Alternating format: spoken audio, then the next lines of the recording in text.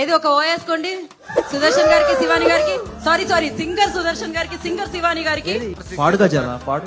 కాదు, ఇప్పుడు సుదర్శన్ గారు వచ్చాక నేను కోరస్. ఓకే, దాని తర్వాత ఆయన కోరస్ మ్యాచ్ చేయలేము, వింటారు కదా. ఎక్స్పెక్టేషన్స్ చాలా ఎక్కువైపోయాయి. సుదర్శన్ గారు పాడండి. ఆసానా హీ అందుకో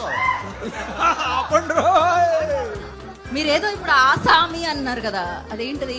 కాదు, ఇది హిందీ పాటే కదా, ఆషిక్ 2. అది హిందీయా? నేను రేడియోలో వినేవన్నీ డిస్టర్బెన్స్ గా వచ్చేది, నేను అలాగే నేర్చుకున్నా. తుమ్ హీ హో నువ్వు అందుకుంటారా? బీబో కాదమ్మా. రెడీ 3, 2, 1 3, 2, 1. రెడీ. తుమ్ హీ హో అబ్ తుమ్ హీ హో.